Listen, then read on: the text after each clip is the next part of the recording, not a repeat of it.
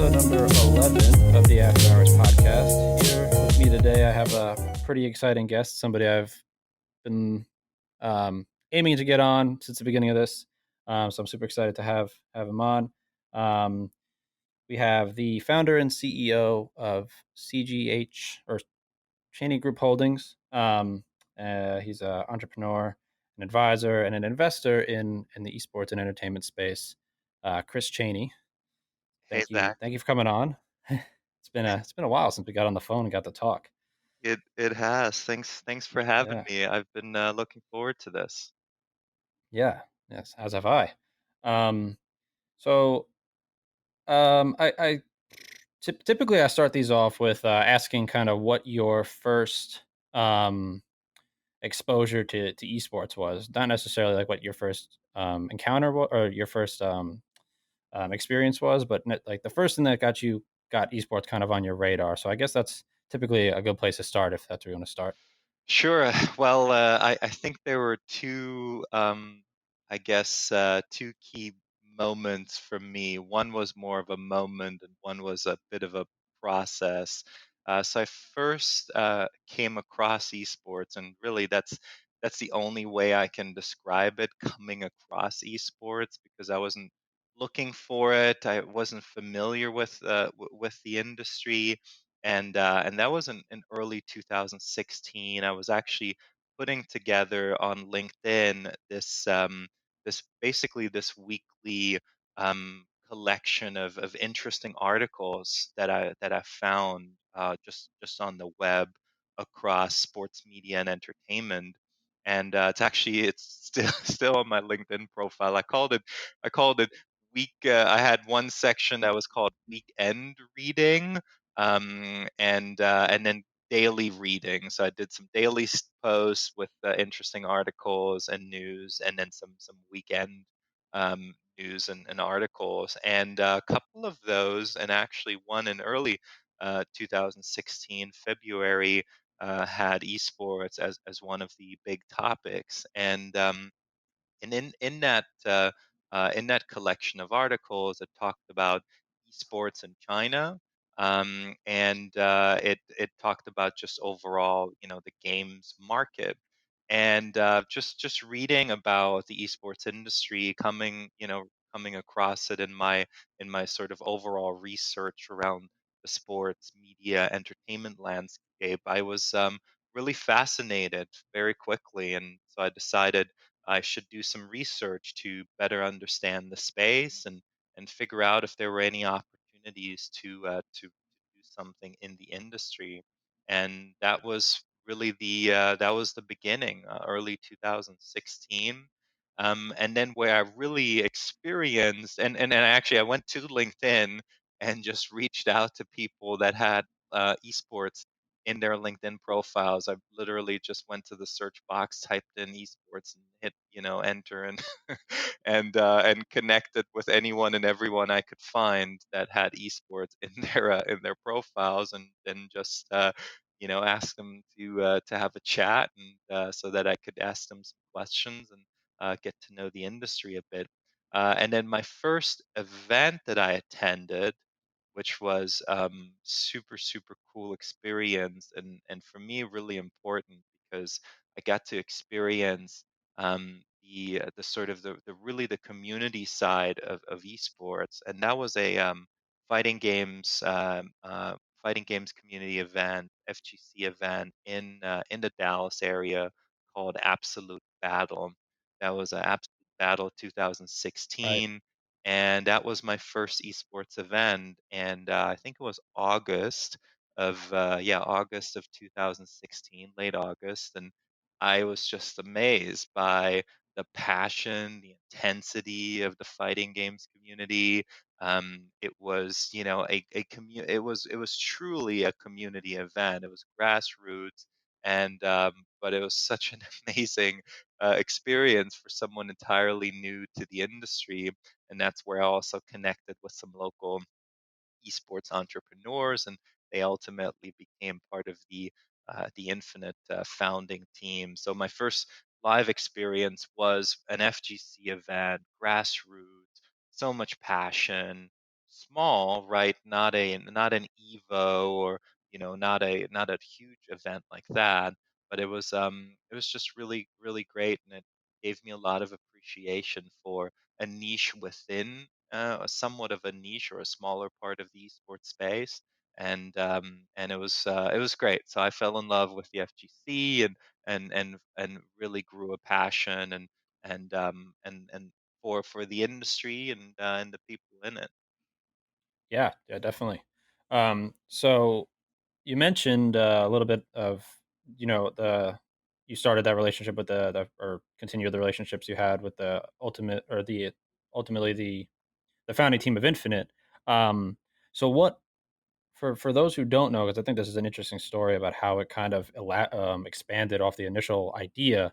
But what was the initial kind of goal, and like what did you initially set out to do with Infinite? Well, when we first created Infinite, or well, when Infinite really was just an idea, and that was in 2016, it was supposed to accomplish a few things. One, or I really wanted to help grow the esports ecosystem in Dallas, in Dallas Fort Worth. I'm based here. I thought that there was so much that we could do here locally. So I wanted to really invest in that local esports ecosystem by setting up esports companies here, plural companies, and that was at the time was actually called Project X, or Esports Project X. This was again mid 2016, and the vision for that, the vision for Project X, or Esports Project X, was basically to be an investment and incubation company where we could create these and build these industry leading companies, and do it here, do it locally, whether that's on the apparel side, the licensing side, physical spaces, talent, and then teams, because I felt that teams could serve as a really integral part to a platform or a company like this. So it was basically it was twofold. It was one, teams, and then everything you say non-teams related. And that was the idea. Initially, I thought about maybe it's a fund, of a venture capital fund, very traditional structure that you would see with other venture firms, and then it ultimately became more of a holdings company than a venture fund or a venture firm. But that was summer 2016, when I put the early parts together, and I had, like I said, met some great people here locally, and that became part of, relatively early on, that became part of this, what is now, or what then became Infinite after it was called Project X, founding team. So our goal was to grow the esports ecosystem locally, Dallas, Texas wide, as well as, of course, nationally, internationally, if we could, build industry leading companies, and do that within, or in both the team side as well as the non-team side, and then of course, be long-term successful, and that was kind of the vision that we had at the time, and that's what we set out to do, and as early as 2016, mid 2016, and then we officially launched the company in mid 2017, after securing investment for what was actually then called Legacy Right. Esports, and then last minute we changed the name Yeah. last minute to Infinite Esports. But yeah, so that's what it was. Yeah. So I mean, obviously, Infinite. I mean, what were in 2019? So it'd be almost 3 years that this project was either working on or 3 years. going, or however you want to word that. So obviously, like you mentioned, a lot had kind of changed throughout that time, and obviously, you had stepped away from that role, as your original role at Infinite was the president, right? Yeah, yeah. I mean, I founded the company, Right. and I was actually going through my notes. So, we're in early August now, and in my emails, the first email that I have on Project X is from August of actually from oh, I'm sorry, that was actually June, mid June of 2016. It's been, yeah, over 3 years now. Oh wow, yeah, yeah. Definitely a lot of cool things. Oh It was president, yeah, it yeah, was president. president, founder and president, so I, basically oversaw the company and its various, subsidiaries or, portfolio companies. Yeah, and I mean, as being part of one of those companies under that, it was more. It was a lot more than just overseeing. You got. I definitely remember. You know, getting hands on, or you getting hands on with just about everybody in the office over there, whether it's here or in LA or whatever it ended up being. So it was definitely a good. It was definitely a lot of fun, and working with you and um, Likewise. Likewise. It's yeah, a good it was a good run, and, it felt like we were always sprinting, which yeah, is, to me, that's the startup world. You move fast, you make mistakes along the way, plenty of them, but you learn, you adapt, right? You stay nimble, and ultimately, if you have that opportunity, you can build something that's really successful over time. But, yeah, we had a good run and got a lot done. yeah. I absolutely agree with that. Um, so now, past Infinite or outside of Infinite, what I know you do a lot of things. Infinite, even Infinite, as big as it was, and as much as you were doing there, and know you have a lot of side kind of things that you do on your own time. But what does your current day to day look like in esports? Like, whether that's either finding your next big gig or whatever that is. What does that current day to day look like for you? Good, good question. There's not necessarily a routine, but there's definitely a bit of a there's some things that I do every day and or on a weekly basis. So I spend a lot of time on calls, lots of calls, just because they're much easier when you're speaking with people from all across the country and all across the world. It's not always conducive to travel. Certainly not for every conversation you're having. You're not going to travel. So I spend a lot of time on the phone. In the mornings, I have calls domestically as well as with people over in Europe because they're ahead of us. And then in the evenings, plenty of calls with Asia because they're even further ahead of us in Europe. So it's morning time for them. And then obviously a fair share of meetings here locally with other entrepreneurs or executives in the esports space. I've spent a lot of time actually um, researching and looking to understand the esports scene or esports industry in Asia, Southeast Asia, and China. I find those markets incredibly fascinating. So I've been doing plenty of research and have had a lot of conversations there. India is also a super interesting market just to stay on international sort of esports. And then I speak with folks that own teams or even in some cases looking to sell teams, lots of startup entrepreneurs that are tackling different problems or attacking different opportunities within esports. And that's really my day to day. So it's a mix of just research and bit of networking, and then working with the startups that I'm advising or that I've invested in. So that takes up a decent amount of time, and then just generally staying open to having conversations with entrepreneurs that are doing interesting things in the space. Yeah, definitely. So you mentioned a little bit on the networking and talking to as many people as you can. I kind of actually a story that had Josh had told me about your start with what you did prior to esports, or I don't know how prior it was, but I know you held a position at the NBA, right? I did. That was my first job out of college, Yeah, long time ago. right. Oh yeah, I guess it was a lot longer than I'm kind of thinking here, but um, but Like a anyway, lifetime. Yeah. The interesting story that I kind of wanted you to tell or get a little bit into was how you kind of landed that job at the NBA and what that looked like. Yeah, that's an interesting story. I've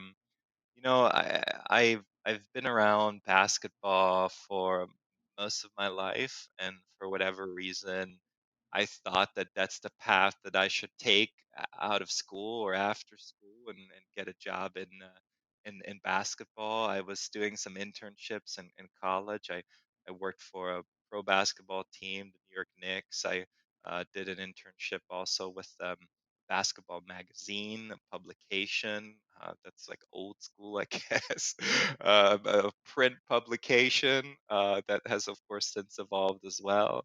I worked for a local basketball tournament. I ran my own actually basketball tournaments in college. So I was super immersed. I was manager for the men's basketball team as well. And so I thought, yeah, of course, I need to get a job in basketball. And where do you get a job in basketball? And of course, that's working for the NBA. Right. It all made so much sense, right? It all makes so much sense. Turned that passion for basketball and some of the work I'd already done to a hope, hopefully a full time job.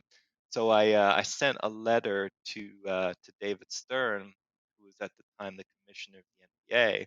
I obviously didn't know him or anything. So I pulled up the address of the corporate offices, 645 Fifth Avenue. Anyone can find it online in New York. And so I addressed it to David Stern, Commissioner, National Basketball Association, and uh, fired it off. I typed up a letter, printed it out, and signed it. And basically told him that I had a passion for sports, particularly basketball, and that I already done some internships and whatnot in the space, and if he had time to speak with me about um, careers in sports and how to break into the industry, that sort of stuff. And so I fired it off, or sent it off. I put it in the mail, a lot slower. Yeah. And 10 days later, I got a I don't remember if it was an email or a phone call. Um, I think it was a phone call actually that I received from his office, and one of his assistants called me and said that uh, David had received my letter, and he appreciates me reaching out, and that obviously he was really busy and unfortunately couldn't make the time to speak with me, but he would be happy for me to have a conversation with one of his colleagues, who at the time was basically the third most senior executive at the NBA. And so she linked me up with with one of the senior guys at the league, and we ended up having a conversation.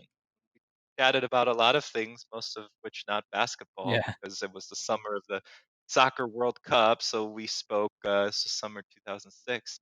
We spoke a lot about soccer, and at the end of the call, he said, "Well, if you're interested in working for the NBA, send me your resume." And I said, "Absolutely." I got back to my dorm. I sent him my resume and a thank you, and I think within 30 minutes or so, I don't an hour, I had a call from HR, and she told me about the lady that called me told me about the associate program, and which was the NBA's entry level program, and that if I was interested, I should apply. And I guess the rest is that.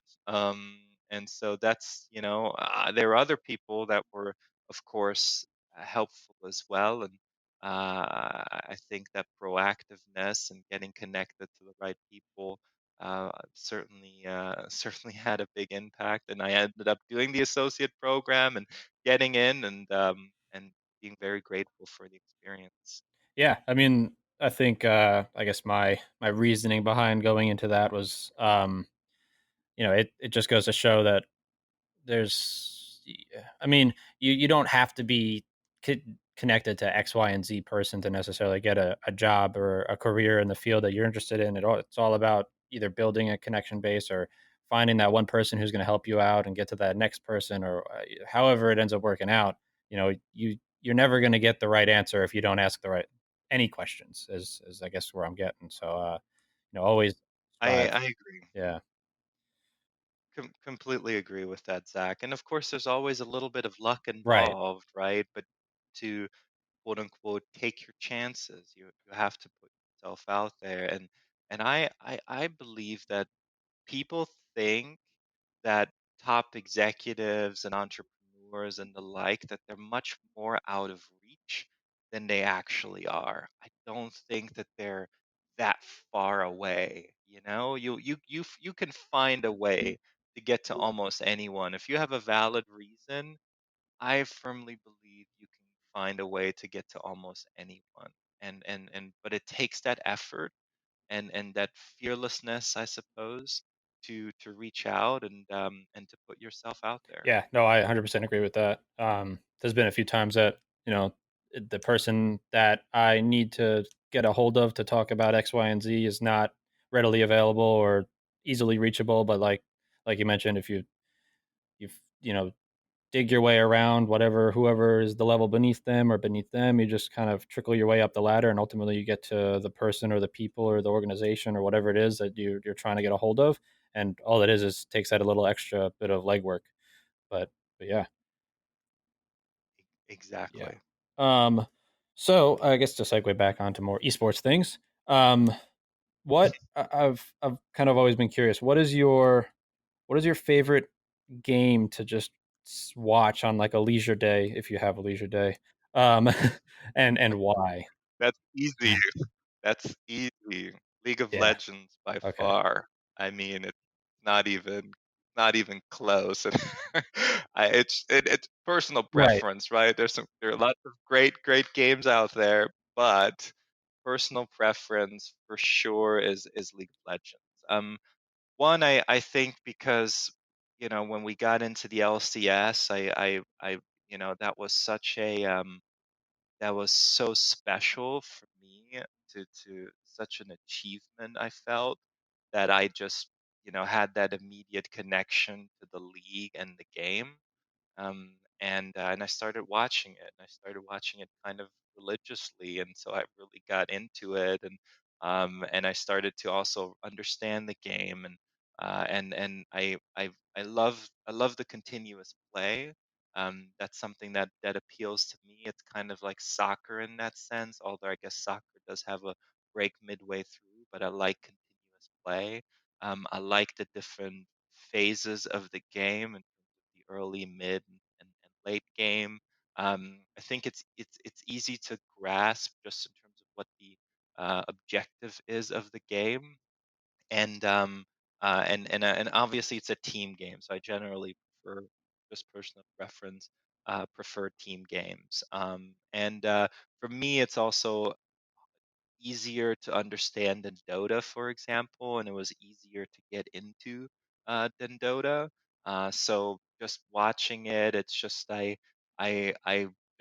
love seeing the strategies of the different teams, and also how they work and how they don't work, or how the team doesn't execute in some cases or does execute in other cases on their strat. I find it just super fascinating, the dynamics of the game, and how they change over time, um, and it's a really, I think it's a very visually also just very appealing game to watch. So it's fun, and I understand enough to really enjoy it. And so if I have downtime, I'm for sure watching Yeah. League. That's it's probably my here recently. I tend to kind of fluctuate a little bit depending on the season, or if I get burnt out on one game or the other. But league has always just kind of been, well, not always actually, since coming to Texas and being part of, like, I guess, the league ecosystem as much as we were. It kind of made me like it. I don't know. It kind of just kind of blossomed into my interest. But league is definitely here over the past couple of years has been very interesting to me. Now that I finally understand the game, which is with half the battle for me. Yeah. So you mentioned being super excited about getting the league spot. So franchising is definitely very interesting. You have the LCS, the LEC, and then the Overwatch League, and then countless other, well, maybe not countless, but a few other leagues or games are mentioning or have mention of franchising and whether or not it makes sense for that brand or that game. What is your take on franchising? Does it help? Does it hurt? And why? Hmm. Good, good question. Probably no easy answer. There's also the LPL, by the way, in China, which Oh is yes, yes. franchise. The LCK is planning the franchise. I think for the 2021 season, if I'm not mistaken. I don't think 2020. I think 2021. Then the Call of Duty League, of course, is the newest one that'll launch next year as a franchise, or the CWL will be transformed to a franchise league called the CDL, the Call of Duty League. So it's definitely a trend. I would generally say that there are plenty of positives in terms of stability around the league, as far as having a set number of teams with the option, of course, of adding expansion teams.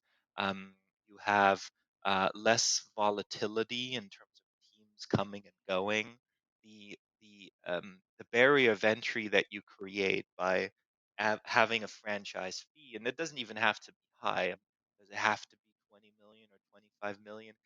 I don't think so. I don't think it has to be that high, but by having some kind of franchise fee, it also ensures that the teams are committed, or the idea is that the teams are committed long term, meaning they're not in the league 1 year and then they drop out the next year for whatever reason. So that stability, I think, is really important, both from the league side, as far as these are the teams that we'll have, and this is and we can work with that. And then also from the team side, to know that the leagues around, they're committed just as much as we are. We're in it for the long haul. We put capital into it. I think that can create, if executed well, can can create some good alignment. It also can help from a sponsor perspective, because you know what you're selling, both as a team and a league. You're selling as a team, we're in this league and we're not getting relegated, we're not going anywhere, we're in this league. And then from the league's perspective, you're also selling the same thing. These are the 10 teams or 12 teams or 18, whatever the number is, and this is the schedule, and you're not going to have three teams less the following year, and all of a sudden it goes from 18 to 12, and then the following year it's 15 or something. It's consistent, and I think it's easier to sell that as well, that consistency, than if you had changes every year in terms of the number and makeup of teams, and where they play and things like that. It can be dynamic, sure, but I think brands, for example, and companies generally want certainty. To me, that's just, partners are looking for certainty.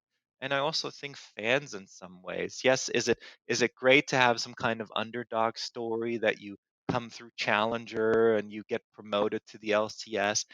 Yeah, yes, that can be a good story, but I think from a fan's perspective, it's also good to know that your favorite team will be in the league next year and is not getting relegated, and all of a Yeah. sudden you don't have a top tier team to cheer for. So I think that certainty, also from a fan's perspective, can can be good.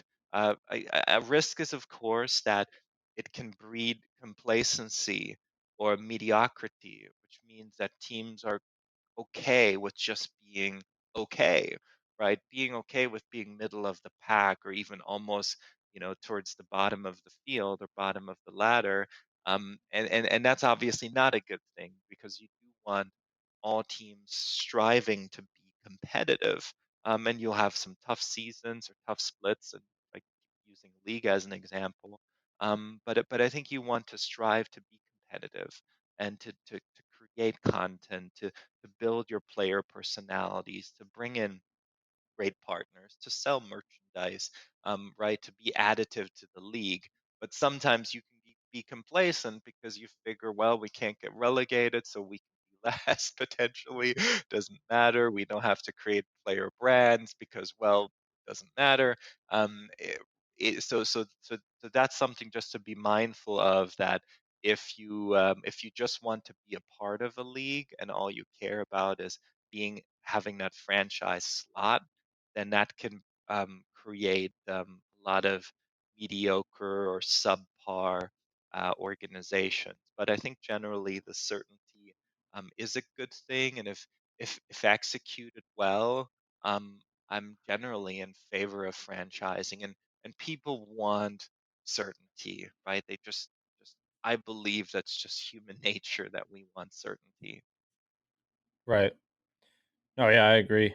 So as a piggyback question, inside franchising, there's a lot of, Overwatch League, I think was the first to do it by making the team city based or region based. Um, do you think that is, um, I guess, required in franchising, or does that make it better or worse in the franchising space? Well, I definitely don't think it's required to Okay. go that far in terms of being truly geolocated. It can, well, it's difficult. I mean, you contrast the LCS or the LEC, which are still regional, right? So they're not, neither league is global. They're regional, Europe and Mhm. North America. So there's already regionality part of their own franchising, whereas the Overwatch League is actually global. It's one global league, and League of Legends is split up into, I don't know, 13, 15 regions. I'm not sure how many in terms of League of Legends esports. So there's already regionality in that, and I think you have to have that. I am actually not sure logistically if a truly global league is ideal. And so, from an Overwatch League perspective, can you do it? Probably. Is it difficult? Very, in Hmm. my mind, extremely difficult to have one league that spans the entire globe and come up with some kind of schedule that works, stretching thousands and thousands and thousands of miles. I'm not sure if that's the right approach. Could you have an owl Europe, or an owl, Europe and Middle East and North Africa? Could you have an owl Asia and then an owl Americas, uh, right? Where it's essentially three different leagues for three regions, or maybe make it even four regions. But within those, you still have a certain number of teams and specific sponsors, and maybe one central location, or you have these, homestand weekends. That's and then you feed into a championship, right? You feed into some sort of global championship. But just like in League of Legends, the leagues themselves are actually independently run, and maybe even have a bit of their own identity. um i I like that model in League of Legends. I actually would like to see in League of Legends more international play. I think that would be cool, like Rift Rivals and um, uh, MSI, and obviously Worlds. So I would like to see, or I think it would be interesting. I know logistically it's also not easy, Yeah. but I do like international play. So it's tough. Does it have to be as geolocated, as as local as Houston Outlaws or LA Valiant or Florida Mayhem or NYXL? I don't think so. Could it just be Overwatch League America with teams called Outlaws, Valiant, Mayhem, Excelsior, Fusion? I think so, but there's certainly a belief that at a local level there is still untapped opportunity, and we'll have to see. Not all markets, I think, are a great fit, but I do believe that there are some local markets, Dallas being one of them, that I think can do, where a team can do very, very well being positioned here locally. But does it have to be called the Dallas Fuel? to do well in Dallas, or could it just be the fuel that's based in Dallas? You know, I'm not sure. I don't think it has to have Dallas in the name to be based here and do well in this market, for example. Yeah, I think that's definitely an interesting way to look at it. Like I feel that um the like having the I guess in seeing the way the Houston Outlaws fan base kind of grew, I think it definitely helped the fact that there was the city of Houston was attached to it and the region. Um, but But like you we said, also had a lot of fans in Austin, for that example, yeah, right? yeah, And that's San true. Antonio. Well, yeah, yeah, I think that I mean that's yeah, that is definitely true. I mean, well, Austin and San Antonio are part of the Houston. What was the word? Like that was part of the target market, right? The home marketing Yeah. area. Yes, I guess my point only is that it was called the Houston Oh, yes. Outlaws, Yeah. yet we had a lot of fans in markets like Austin and San Antonio, which were part of our home territory, but we were not the San Antonio Outlaws or the Austin Outlaws. So I don't know if you have to be the Houston Outlaws or you could just be the Outlaws and say Houston, Austin, San Antonio is our home, you Yeah. know? Yeah, I mean, I guess I'm kind of curious on how it would have played out if the team was just the Outlaws and the market was Houston, Austin, San Antonio, and it was marketed that way versus it just being Houston. I don't. That's curious. We'll never we'll Yeah, never know. yeah, yeah. Yeah. Sadly, we'll never know. Whoever the next people to franchise, the next game to franchise, probably not Call of Duty. The one after that, if they could do that, that'd be pretty cool. We could see how that works. Um, Yeah, and by the way, I'm okay with, having standalone brands, yeah, in these leagues. I'm okay with that. I yeah, mean, yes, in a game like Call of Duty that has as much history as it does, that's a tougher pill to swallow, but I do understand it from a business perspective that it does make things a lot more cohesive. So if you have a league sponsor, for example, that league sponsor can then be on the front of jersey and on the front of the jersey of all teams, right? Versus that sponsor then conflicting with what the team is doing across its portfolio. So if you are um, if you're Cloud9, you have Puma as a sponsor, and that's an amazing deal, and I'm excited for C9.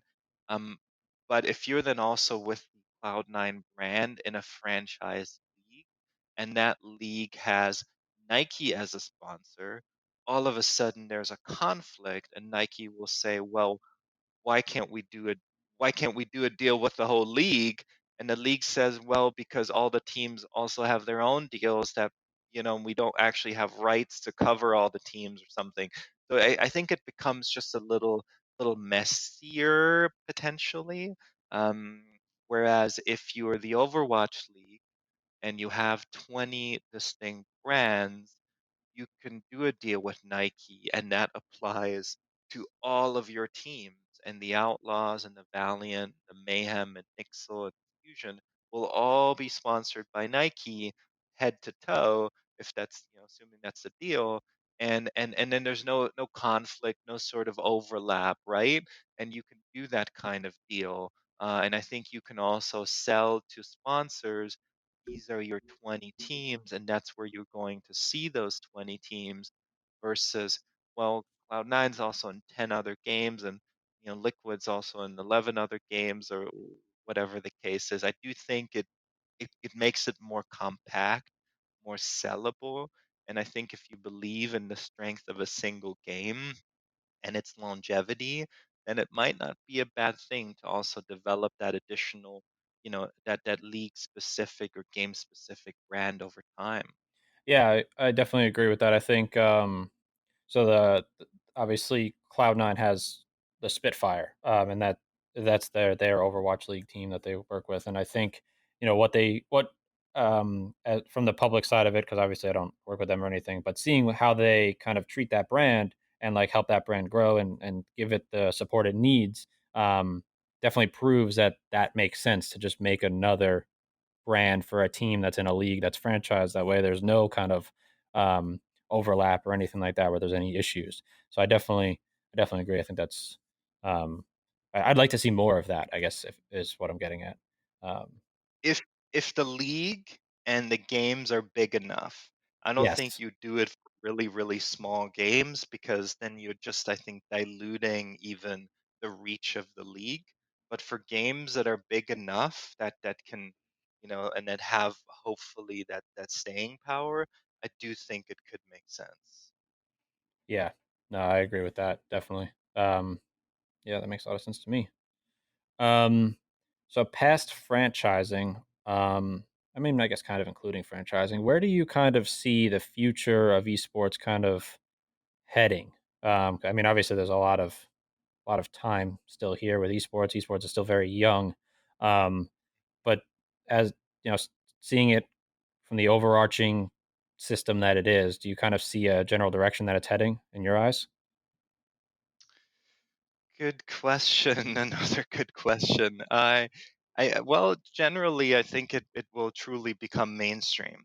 So it's probably already mainstream, but it will definitely become even more mainstream, even more accepted too, Yeah, because there's definitely still a hurdle there as far as acceptance is concerned, because people have, you know, negative views in some cases of video gaming and these preconceived notions, most of which I think are actually entirely inaccurate.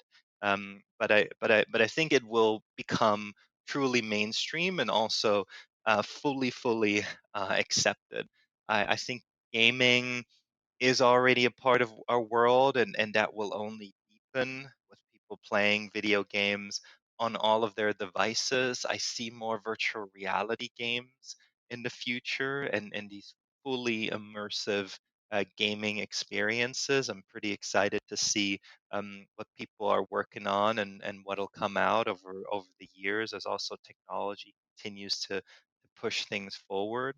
I think we'll see an industry that is on par with traditional sports. I mean, it's all part of the entertainment space, right? It's all entertainment at the end of the day, mhm. at least in terms of these pro leagues, these competitive and events. It's entertainment, and I think esports will be on par. It'll be right next to the NFL or the Premier League or uh, La Liga, what have you. I think the LCS or LEC or whatever future leagues there might be, they'll be on par with these traditional sports leagues.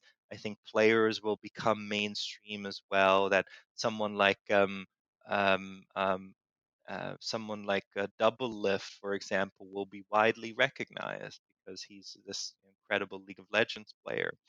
So I see that happening. Bigger brands, or well, not even bigger brands, bigger brand deals in the space. Continued investment, certainly something that I'm hoping for because I think the space needs it. Um, I think strong fundamentally strong businesses in the space, meaning teams that are doing really well in terms of revenues, that have plenty of funding, great investors behind them. That's something I see and I'm hoping for the future of the space, and generally a healthy ecosystem, but mainstream adoption and recognition. Esports leagues on par with traditional sports leagues, significant values for, and that we already see them, but even more so of esports teams and esports franchises, and I think some really exciting also new technologies that we'll see, and new forms of monetization that we'll see in our space, and virtual reality is one of the things I'm looking at. Yeah, yeah, definitely. So as we kind of get more towards the growth that you just mentioned, um, do you kind of see? I guess that's a two-part question. Do you kind of see franchising becoming more streamlined overall, and then with that, do you see franchising kind of starting to hinder the amateur scene of certain games, whether it's Call of Duty or League of Legends or any of the ones that are currently franchised or the ones that soon will be franchised? Well, in terms of the latter, you definitely have to invest in an amateur and semi-pro ecosystem. That's super important. And that's whether you franchise or Right. not, you have to support amateur and semi-pro. You absolutely have to. And that can come from the publisher, that can come from third-party event organizers, obviously from teams fielding academy from orgs having academy teams, academy rosters. That's a good thing. Investing in player development. So generally, it's I don't know if it's directly connected to franchising or not, but I do hope and I do think that all the players in the ecosystem, all the participants all need to invest in an amateur and semi-pro ecosystem. So generally, that's a must, and I'm encouraging everyone to do that because we need that next generation of pros, and we need a dynamic environment with great success stories and coming from out of nowhere, making it onto an LCS team and things like that. That happens because we have a thriving amateur and semi-pro scene. Um, and the first question around, I guess, standardization of franchised leagues, I don't think so. I think the publishers that might have multiple leagues, I could see those leagues looking very similar. So if you're Activision Blizzard, will the Overwatch League and the Call of Duty League ultimately look very similar? And they probably will already look very similar next year. Yes. So I do think so. They'll probably find a model that they feel that works. And then they would replicate that initially for two, and who knows, in 15 years for two other leagues. And but and then but other publishers might see things differently and might pursue a slightly different path. And we're already seeing that, of course, with the differences in franchising between League of Legends and Overwatch and Call of Duty. So I don't think we'll have a model necessarily, but definitely some best in practices. Best practices that leagues will use and apply regardless of where they are and regardless of what their overall approach is. You want to learn from everyone and then kind of figure it out for yourself and believe what you think Yeah. works. No, I totally agree with that. I think it'll be it'll definitely be interesting to see as as time goes on because I mean for me I've kind of been in the space a bit and definitely more from the spectator side. So it's been definitely interesting to see how far we've come as an industry, and I'm definitely looking forward to seeing how much further we go with the industry as a whole. So definitely going to be fun to watch. Um, so Absolutely. I don't want to take up too much of your time here. So my final bigger question is going to be in your time so far in the esports industry as a whole. Um, does it live up to the expectations that you had um, prior to coming into it? Oh, well, that's a curveball question. I'm not sure I had any Okay. expectations Oh, getting into it. I usually I when I work on a new project or when I get into an industry that I might not be familiar with or want to learn about an industry that I might not be familiar with, I come in very open-minded, which I think is really important to have an entirely open mind. And that also means that sometimes putting your beliefs and your own preconceived notions aside and just taking it all in. So for me, when I got into the space, it was about taking it all in and believing that there is an opportunity to build something. So it certainly lived up to the expectation of yes, there is an opportunity to build something, and there still is. So it's I think it's been perfect. I couldn't have hoped for more actually from that perspective. It has a passion that I saw very early on. It's as dynamic as I thought or felt it would be. It's probably even more global than I thought. I already saw it being global with China and all. but when that's its own world. But it's even more global. It's growing faster than I think I had anticipated. It's moving faster than I had anticipated, and it's been great. It's been really great, and I it's lived up to all of my expectations and beyond. Not without, of course, it's rocky parts and some hills to climb or mountains. But if I reflect on it, 3+ years, which is not long at all, I'm still new to the space. It's been great, and I'm really grateful for all the people I've met in the industry and had a chance to work with, like you and Josh at Sector 6. So it's been really good. Cool. That's great to hear. I definitely definitely good to hear. I guess final follow up here. Do you so with how you came into esports? Um, did you have an initial end goal of what you wanted to walk out of esports with? Um, and if not, do you have one now? No expectations. Similar to what I just mentioned overall when I got into the space, as far as just leaving aside your own preconceived notions and coming in with eyes wide open. I think what's next, or where I want what I want to get out of the space. I want to work with great people, continue to work with great people, build great and successful companies, and have some fun doing it. That's those are the three things: great people, great companies, and some fun doing it.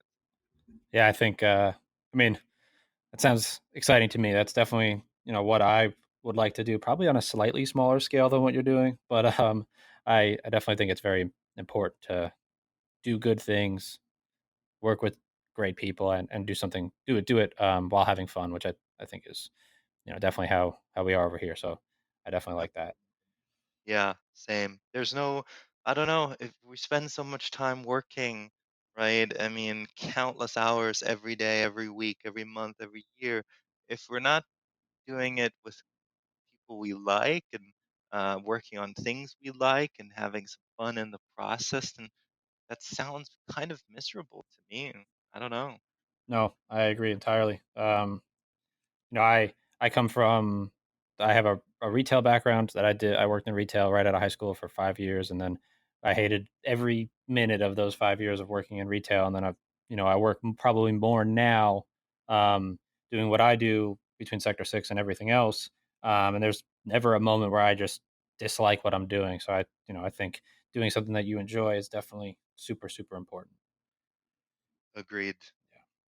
Um, yeah. So other than that, if anybody wanted to reach out and connect with you, is the best place to do that LinkedIn, or is there a better place that you'd prefer? LinkedIn, definitely. Don't try me on Twitter. You can. Not to discourage anyone, but I sometimes fall behind on Twitter messages because I just on Twitter DMs I just don't use it as religiously perhaps as others. So LinkedIn for me, and then I think it's pretty easy to figure out my email address as well. So open invite for anyone to Awesome. All right. Yeah. Well, with that being said, that will do it for episode number 11. Thank you again, Chris, for coming on. This was definitely insightful for me, and hopefully everybody else who's listening to this. Yeah. Thank you again for coming on. appreciate it, Zach. It's been fun. Thank you. Yeah, not a problem. Everybody listening, be sure to like, comment, follow, subscribe, whatever it is on the platform that you're listening to, and I will see you guys in the next one.